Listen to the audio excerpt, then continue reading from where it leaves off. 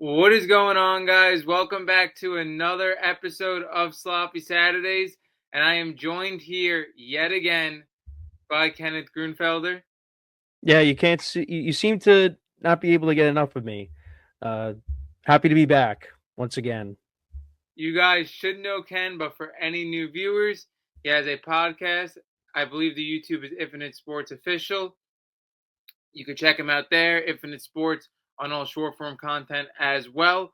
But getting into this video today, we are getting into a player that I really liked coming into the NFL. Coming into the NFL not that long ago, we were talking about Anthony Richardson. Anthony Richardson, a top 5 quarterback 2 years ago. Now he looks like he's on his way out of an NFL job.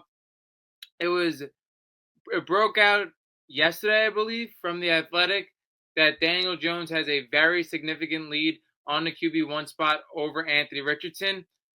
And Anthony Richardson looks like he may get beaten out for this job. We talked about this on your podcast a little bit when we were reviewing the Colts.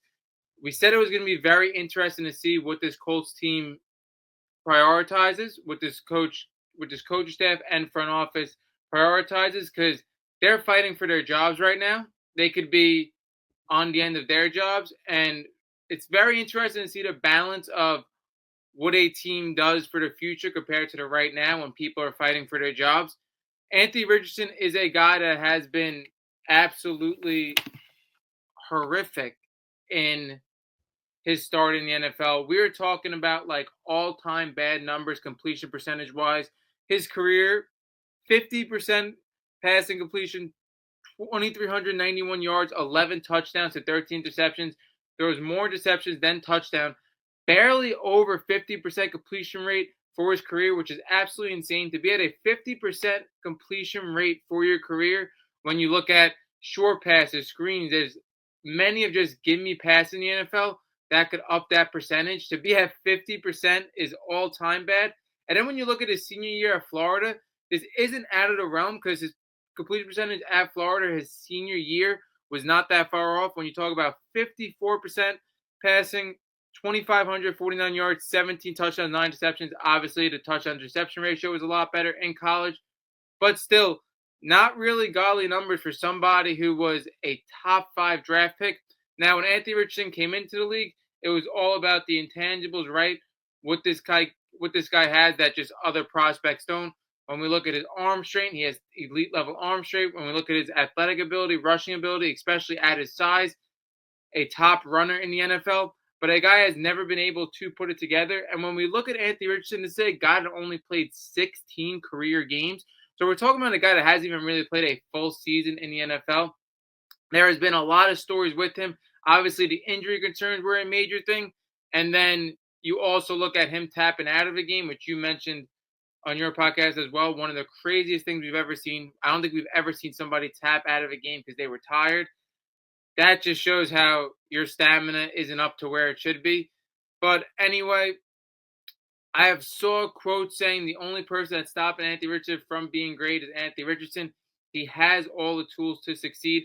Now, when we look at a project quarterback like this, it is very big on their development because when we look at Anthony Richardson, like we said, from college to the NFL, we never really saw an improvement in anything. It kind of just looks like him at college, him in the NFL. It was just like a straight line and nothing really improved, which is interesting to see. Now, like we mentioned, Daniel Jones looks like he has the lead on the starting job. I said this to you on your podcast. If I was the Indianapolis Colts, I would 100% go with Anthony Richardson. Now, there is no doubt Daniel Jones at the moment is the better NFL quarterback, but I feel like there is nothing more important to this Colts roster than possibly getting anything you could get out of Anthony Richardson and really riding this draft pick out for another year to see if there's any hope with the investment you have in him. You already know what Daniel Jones is. Daniel Jones, you already know his floor. You already know his ceiling. You already know he's a bridge starter at best. He's a back end starter, a above average backup. Anthony Richardson is the guy that you have a huge investment in, and I feel like the Colts owe it to themselves to really figure out if he could be a starting quarterback, an above average starting quarterback in the NFL. again, like we said, 16 games, not like they have a huge sample size for him, but very different from other people that we're talking about that's been a little disappointing. When you look at Justin Fields, Trevor Lawrence, those guys have stretches where at least you could say, hey, they can be successful in the NFL. Anthony Richardson has never had a stretch of games that really make you believe in him at all, even for a second. So that's a big thing. Also, another thing with Anthony Richardson, why I feel like he went so high in his draft, he came off basically a year or two of project quarterbacks becoming successful. When you look at a previous class, a couple of previous classes back, when you look at Lamar Jackson, Josh Allen, those were guys that were pretty raw and became successful. So I feel like the time period of when you get drafted and the trends going on in the NFL lead to people being more hype or less hype. Like you look at this year, after Trey Lance has been a bust and Anthony Richardson looks bad, a guy like Jalen Milroe goes in the third round. If this was maybe 3 years back, maybe he would have went in the first round. So I feel like trends constantly shift in the NFL, and Anthony Richardson in his draft really came at the right time for the height of his pick. Now, I said it again. I would 100% go to Anthony Richardson. I think you owe it to yourself with the investment you made and the pick you made to really see if you get anything out of this pick and you know what Daniel Jones is. But for the supporting cast that is pretty young, you put a guy like Anthony Richardson who maybe already figured out, just flat out can't play. You're hindering the development of all the pass catchers around you. When you look at the investment they made in Tyler Warren, a huge investment for that guy. And then you also look at, they have a pretty young receiving core. Michael Pittman, Alex Pierce, Josh Downs, A.D. Mitchell. Like, you put in a guy that can't pass consistently, you're hindering the development of everybody else around them. So, again, I understand both sides. I rambled for a little bit. Ken, what do you think about this whole entire move? Yeah, so I think part of the reason why Daniel Jones has a leg up on Anthony Richardson is also because, once again, dealing with an injury, the shoulder injury. He did say he's going to be ready for training camp, and then once that's the case, and he's out there practicing, then that's really when the competition is on. And then once we get to preseason, that's really when the Colts are going to make their evaluation on who's going to be the starter week 1. But I mean, you said it with the completion percentage. I mean, I have like some of the individual. Well, I have the individual game stats in front of me, and looking at some of these games, 10 for 20 against the Bears, 10 for 24 against the Dolphins for 129 yards passing, 10 for 32 against the Texans, 9 of 19 in week 1 against the Texans for 212 yards, 11 to 28, 17 to 38, 12 to 24 against the Patriots. Like, not great, not great. But you talked about the talent. And then we even said this on my show as well, where he could throw a beautiful deep ball, right? Early on in the season. I mean, how many touchdown passes did Alec Pierce have last year? Early on, week 1 against the Texans, like I mentioned, 60-yard pass down the field. Like, throws a beautiful deep ball, the running ability. And that's part of the reason why he got hurt his rookie season, is getting himself in harm's way. But the talent is there. We have no question about it. But it's the execution. And it's the inability to do the little things, throwing turnovers at bad times in the red zone, and you brought it up, and we brought it up on my show too. Never seen something like this where you see a player, tap himself out of the game, take himself out of the game to put in Joe Flacco. And then that kind of led to his benching for a few games to kind of get his mind right. And you kind of question what his commitment level is with the team. Came back in. I was looking at his splits between before the benching and after the benching, and they're kind of about the same. And I said that I thought he looked a little bit better after the benching, but the numbers are basically about the same. But the Colts did win a couple more games with him. They had that comeback win against the Jets and against the Patriots. Again, not very good teams, but still, made big plays and big moments to, help the Colts win those games. And the Colts, bigger picture though, they just have had trouble finding that replacement to Andrew Luck. And it's not really their fault. Andrew Luck kind of was just like, yeah, I'm done playing football. And, I get it. I mean, he got knocked around a lot in his career, and the injuries really caught up to him, and it kind of drained his passion. Well, at least playing the game.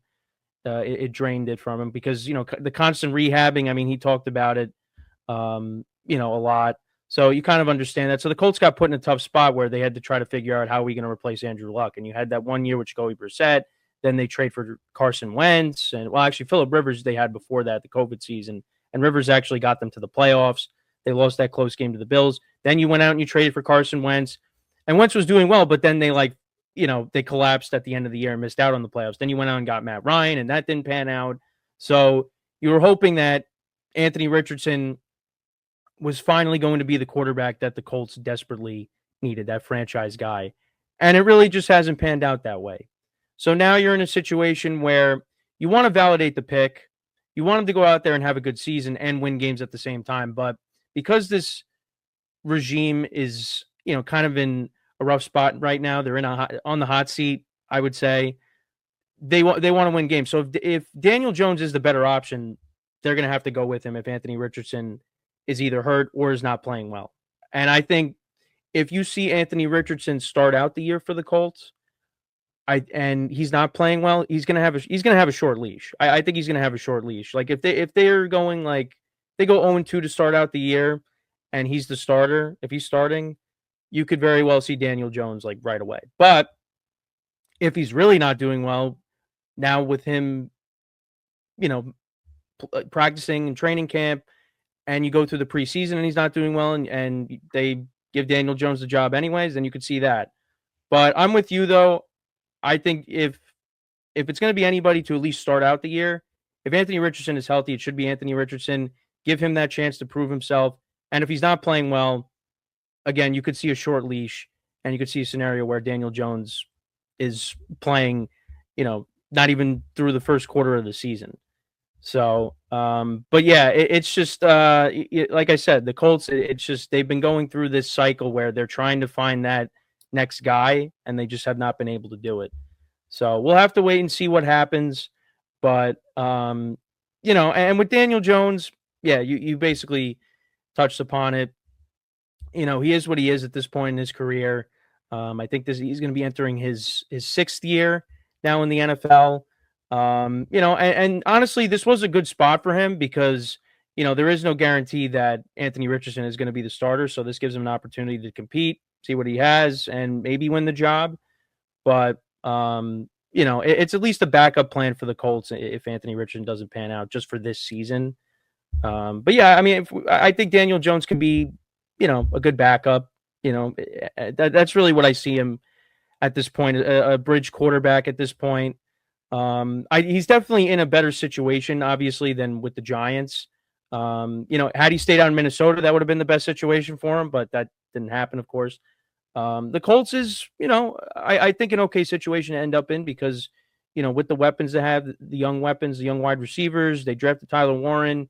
You got a good running game with Jonathan Taylor, so that's not a bad spot for him to end up.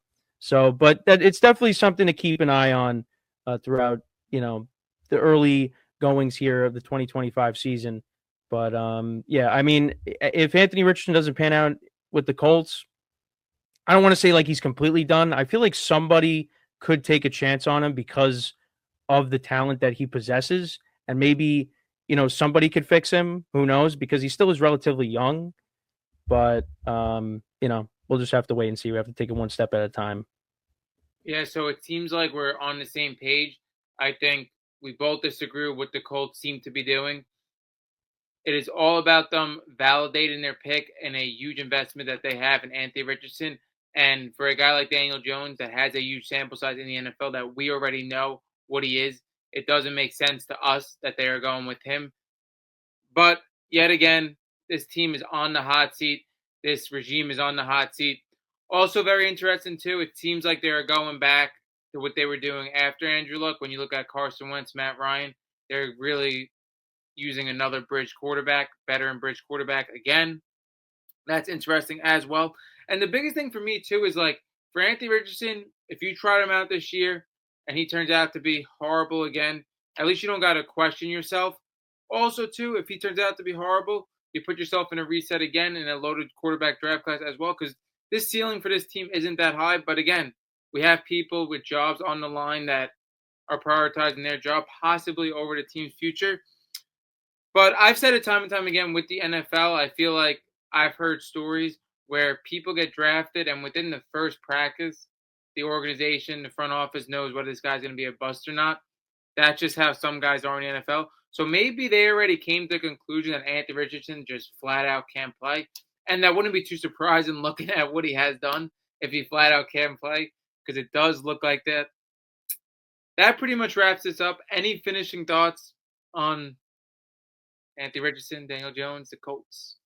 Yeah, again, like it's going to be interesting to see just how this all pans out because I would like to see Anthony Richardson pan out because like I said, when he throws that deep ball, it's a wow moment. And his rushing ability too, like he could be an electrifying player in this league. It's just the consistency's not there, the little things he struggles with. So, and you know what? He's got pressure on him now. So maybe with his back against the wall, maybe you see a different kind of version of him. Possibly, yeah. I mean, it's going to be interesting to see, if he ever gets that opportunity because we thought he was going to start the season. If he doesn't end up starting the season, who knows? Maybe Daniel Jones could put something together and he never gets on the field, which could be interesting as well. And I guess in a division that's more wide open than other divisions, that isn't as strong as other divisions, even though I still see the Colts a lot further back than the Texans, they have a shot. And again, they definitely think they have a shot within the organization. So it's interesting that they are going with this foot forward. I just think it's absolutely crazy for a guy you drafted within the top five that you haven't even seen a full season in the NFL with him to move off of him for a quarterback that, again, is a bridge quarterback that we already know what he's about. That wraps up this episode of Sloppy Saturdays. Like I said, follow Ken everywhere, Infinite Sports, TikTok, YouTube, Spotify, everything. That wraps up this episode of Sloppy Saturdays, and